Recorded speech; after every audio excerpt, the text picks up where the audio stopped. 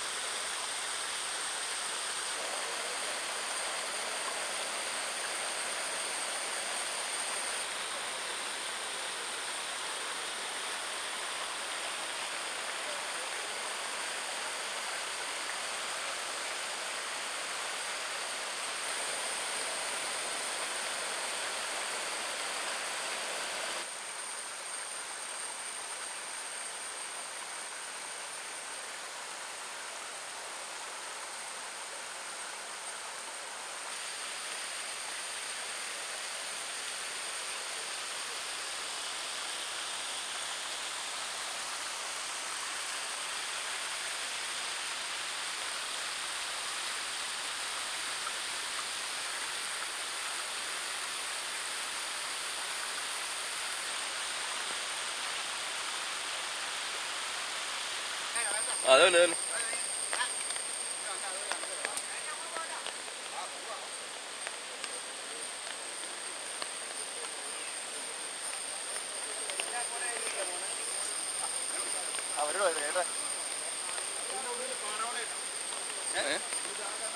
അത് മുകളിലൊരു പണ്ട് തീർന്ന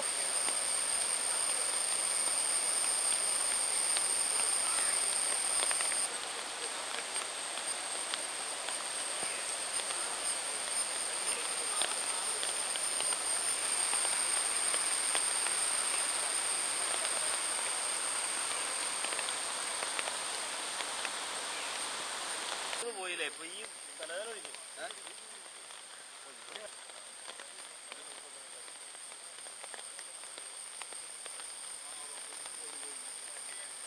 അവിടെ മുകളിൽ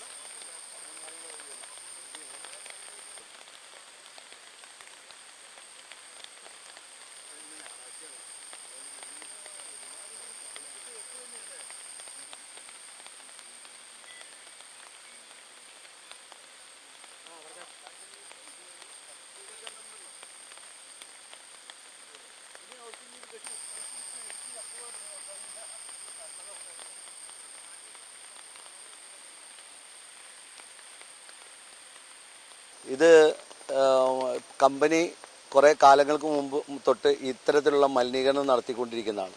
ഇത് ഇപ്പോൾ താഴോട്ട് ഒഴുകിപ്പോയിക്കൊണ്ടിരിക്കുന്ന രീതിയിലാണ് പണ്ട് മുതലേ കമ്പനി വിട്ടുകൊണ്ടിരുന്നത്. പക്ഷേ ഞങ്ങളുടെ ശക്തമായ സമരത്തിൻ്റെ ഫലമായിട്ട് കോടതി ഇടപെട്ടതിൻ്റെ അടിസ്ഥാനത്തിൽ ഇതേപോലെയുള്ള ബണ്ടുകൾ നിർമ്മിച്ചുകൊണ്ട് അവർ താൽക്കാലികമായി രക്ഷപ്പെടുന്നതിനും വേണ്ടി മാത്രം ഉള്ള ഒരു സംവിധാനം മാത്രമാണ് അവരുണ്ടാക്കിയിരുന്നത്.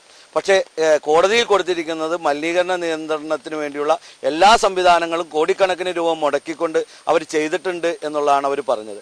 പക്ഷേ ഇന്നിപ്പോൾ നമുക്കിവിടെ കാണാം ഇവർ എന്താണ് മലിനീകരണത്തിന് വേണ്ടി ചെയ്തിട്ടുള്ളതെന്ന് നമുക്കിപ്പോൾ കാണാൻ പറ്റും. ഇത് പൊളിഞ്ഞു കിടന്നുകൊണ്ട് മാത്രമാണ് നമുക്കിപ്പോൾ ഇതിൻ്റെ അകത്ത് കയറി ഇതിൻ്റെ സത്യാവസ്ഥ മനസ്സിലാക്കാൻ സാധിച്ചിട്ടുള്ളത്. നിങ്ങൾക്ക് എൻ്റെ ഇടതുവശത്തേക്ക് നോക്കിയാൽ കറക്റ്റായിട്ട് ഈ കാര്യങ്ങളെല്ലാം കാണാവുന്നതാണ്.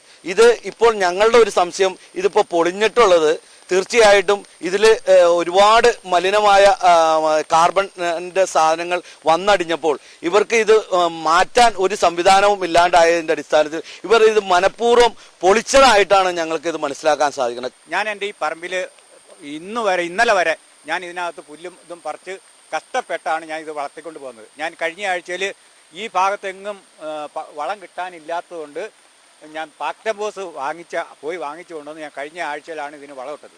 ആ റബ്ബറാണ് ഇത് മുഴുവൻ നശിച്ച് കടപഴുകി പോയേക്കുന്നത്. ഇനി എൻ്റെ പറമ്പിൽ യാതൊന്നും ചെയ്യാൻ പറ്റില്ല.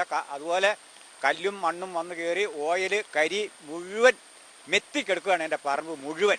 അതുകൊണ്ട് ഇതിനെന്തെങ്കിലും ഒരു സമാധാനം എനിക്ക് ചെയ്തു തന്നില്ലെങ്കിൽ എനിക്ക് ജീവിക്കാൻ യാതൊരു മാർഗ്ഗവും ഇല്ലാണ്ടായേക്കാണ്.